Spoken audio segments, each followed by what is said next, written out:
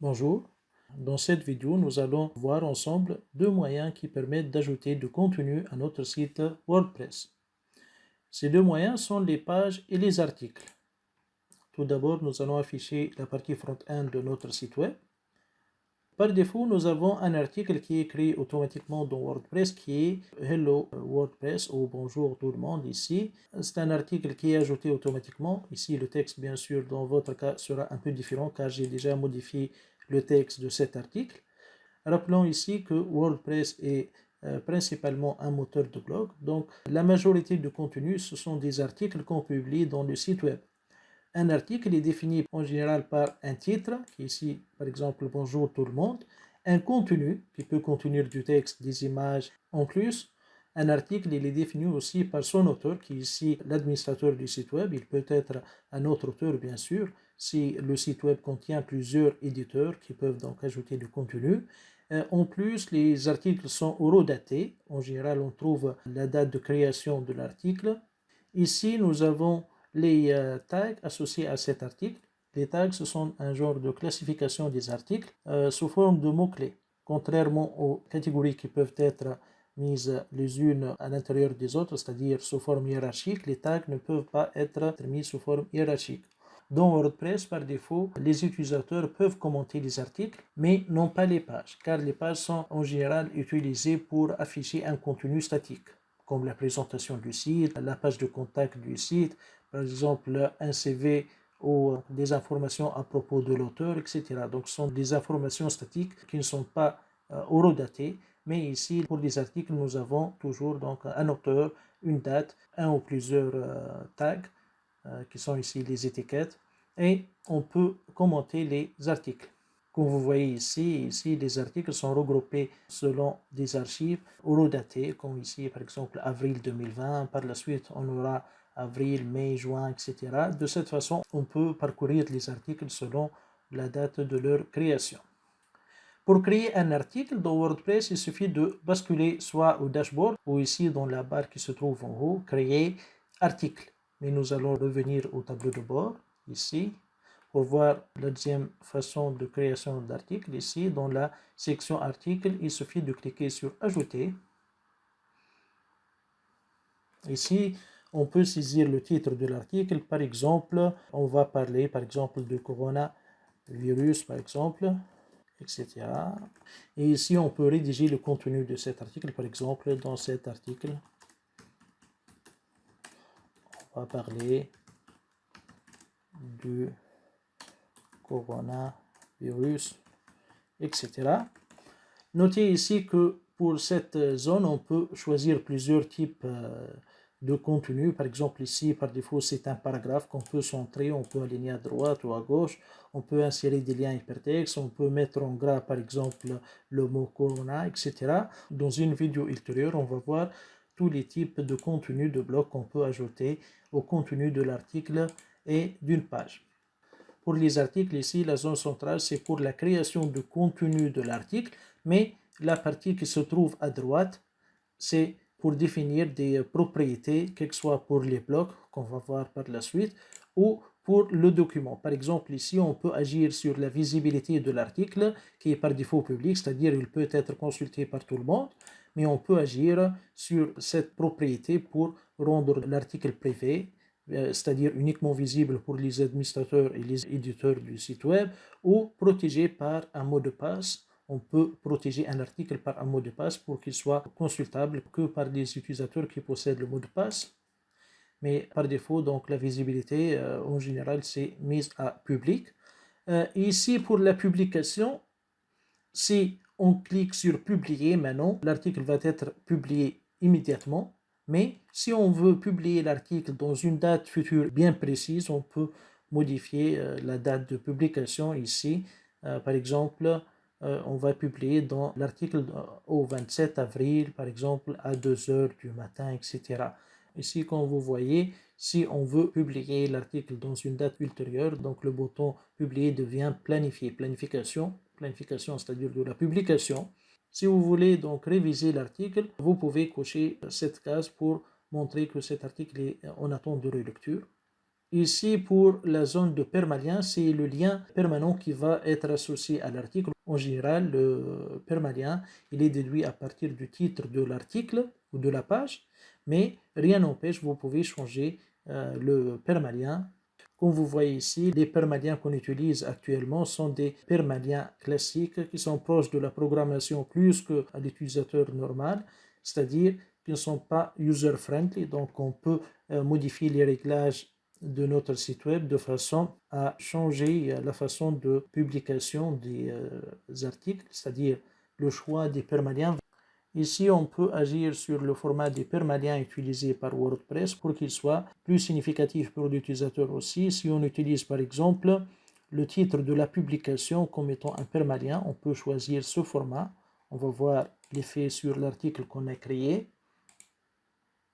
Si on revient à notre article, ceci, ici, comme vous voyez, donc le permalien de notre article a changé à un format plus mémorisable. Si on clique sur le permalien ici, on va afficher donc notre article dans le front-end de notre site web.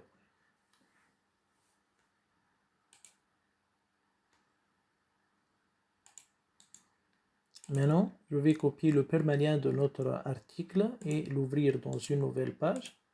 Comme vous voyez ici, le permalien n'est plus sous forme numérique comme on a vu donc au début, mais sous forme textuelle qui est déduit à partir du titre de l'article. Ce format de permalien est plus approprié au moteur de recherche car il facilite l'indexation de votre page web.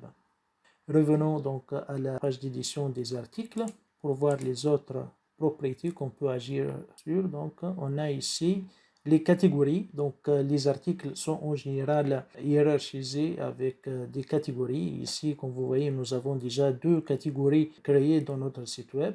Par exemple, pour le coronavirus, je vais créer une nouvelle catégorie qui s'appelle, par exemple, actualité, une catégorie racine qui va être ajoutée à la racine des catégories.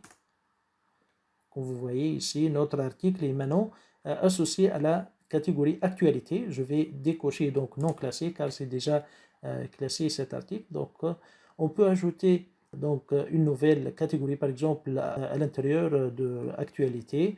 Je vais mettre une sous-catégorie, par exemple. Je vais créer une sous-catégorie qui s'appelle santé.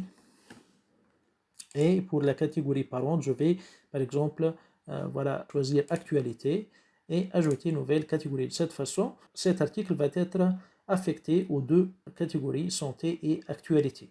On peut aussi ajouter des étiquettes, c'est-à-dire des mots-clés qui vont être associés à notre article. Par exemple, ici, je vais mettre le mot-clé Corona, entrée, et puis Covid, par exemple, 2019.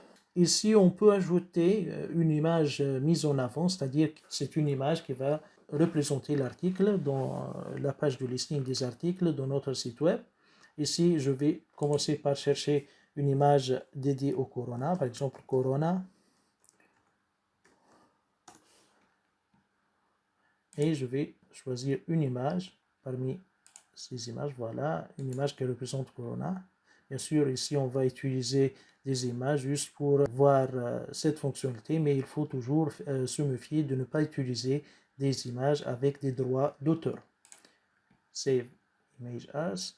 Ici, je vais enregistrer ça dans le dossier image. Corona, voilà.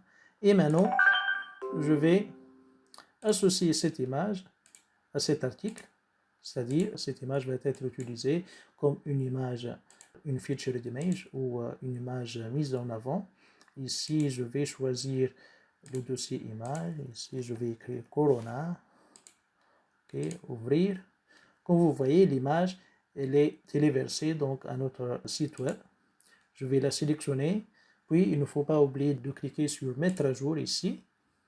Donc, si nous revenons maintenant au site web, comme vous voyez ici, l'image mise en avant pour notre article, elle est illustrée donc avant le corps de cet article, avant d'afficher, c'est-à-dire le contenu de l'article lui-même. Maintenant, je vais revenir à la page d'édition de l'article.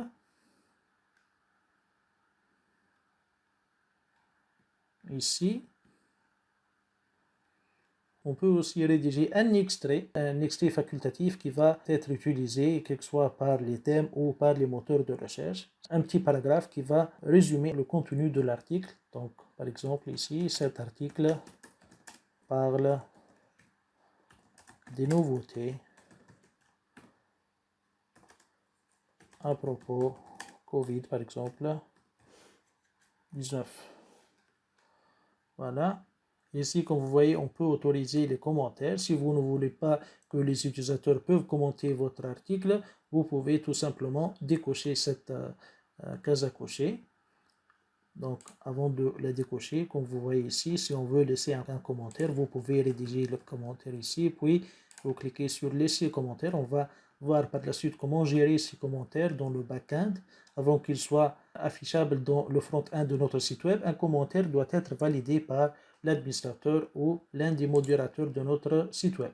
Si vous voulez empêcher les utilisateurs de commenter cet article, vous devez tout simplement décocher cette case à cocher et cliquez sur mettre à jour.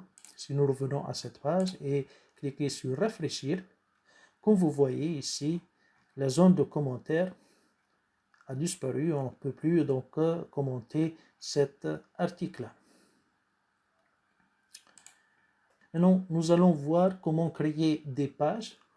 Comme nous avons dit, donc les pages diffèrent des articles du fait que les pages ne sont pas des informations horodatées et ne sont pas associées à un auteur bien déterminé. Par défaut, donc les pages ne peuvent pas être commentées par les utilisateurs. Par exemple, ici, je peux créer une page qui s'appelle présentation du site.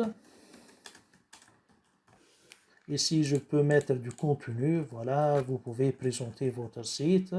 Vous pouvez, on va voir par la suite comment on peut ajouter des images et comment on peut ajouter donc d'autres éléments visuels à notre page. Et ici, on peut définir aussi pour la page une image mise en avant, mais en général, pour les pages, on ne met pas une image mise en avant qui est le featured image, car ils sont consultables à partir des menus du site web. On peut aussi autoriser les commentaires pour les pages, mais ceci n'est pas le comportement par défaut pour les pages. Par défaut, les pages ne sont pas des contenus qu'on peut commenter. On peut aussi donc associer une page parente, c'est-à-dire créer une hiérarchie entre les pages. Par exemple, si vous allez créer une page qui représente votre équipe de travail, puis vous allez créer des sous-pages qui permettent de représenter chaque membre de votre équipe. Donc, vous pouvez utiliser la hiérarchie entre les pages pour faire ce genre de représentation de pages.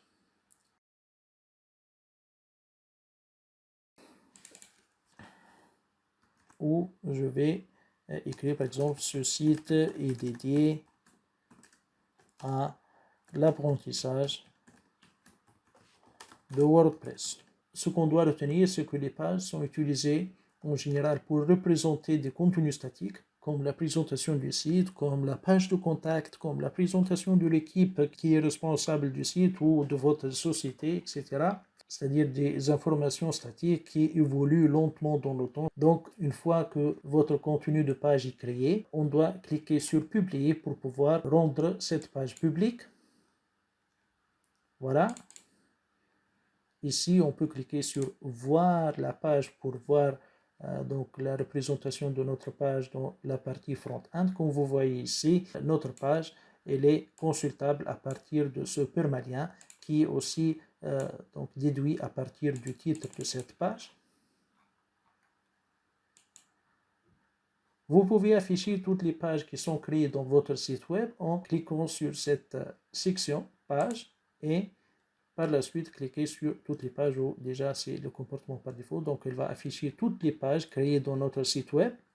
Ici, on peut voir l'auteur de cette page. Ici, on peut voir s'il y en a des commentaires pour cette page. Bon, on a dit pour les pages, on n'a pas de commentaires activés par défaut, mais rien n'empêche pour une page donnée, on peut avoir des commentaires si vous avez activé les commentaires pour cette page.